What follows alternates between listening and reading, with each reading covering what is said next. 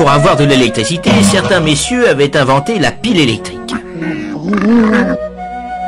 Dans une pile, sous l'effet de l'énergie chimique, on a d'un côté des électrons moins, de l'autre il en manque, c'est le côté plus. Les électrons se recombinent avec les plus en passant dans le filament d'une lampe par exemple. C'est du courant continu parce que les électrons moins sont toujours du même côté. D'autres messieurs avaient mis au point une autre méthode. Avec des fils bien isolés, ils faisaient une bobine. Et devant, ils s'amusaient à faire tourner un aimant.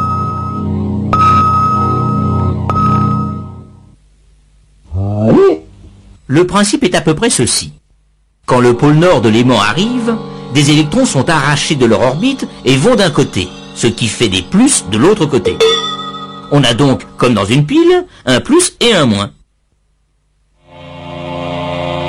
Évidemment, dès qu'on ne tourne plus, il ne se passe plus rien. C'est logique dans un sens. On ne peut pas faire de l'énergie, même électrique, à partir de rien.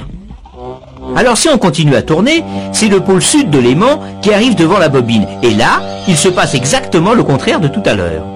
Le plus devient le moins et vice-versa. On a encore du courant, oui, mais dans l'autre sens. De sorte que le courant va alternativement dans un sens, puis dans l'autre.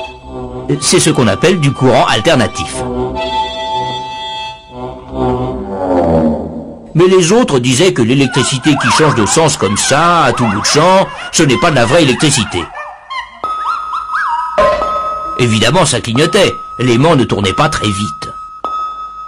Alors profitons-en pour savoir ce qui se passe grâce à notre caméra spéciale et pour faire un peu de théorie. Cette flèche représente le sens et l'intensité du courant. Ce courant est d'abord maximum dans un sens, puis il décroît, devient nul, croît dans l'autre sens, redécroît, rechange de sens, et on recommence.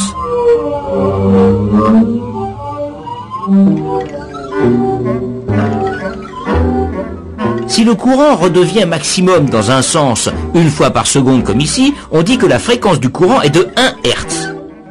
2 fois par seconde, 2 Hz, etc.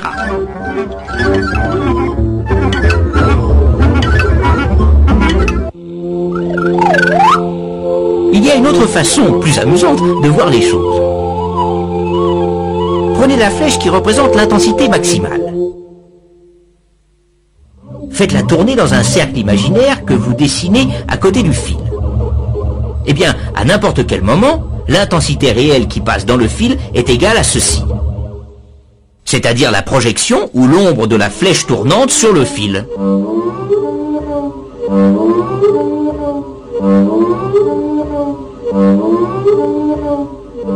On peut même lui faire tracer une courbe, c'est une sinusoïde.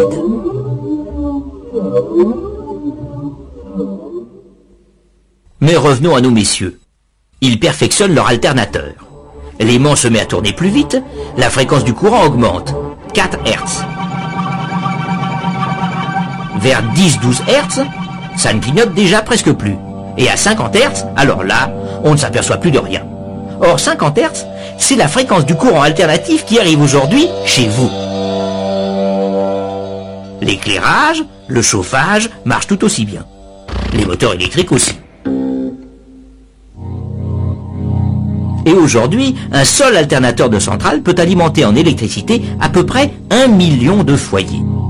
L'idée de nos messieurs n'était donc pas mauvaise, car il faut dire aussi que le courant alternatif se transporte plus facilement.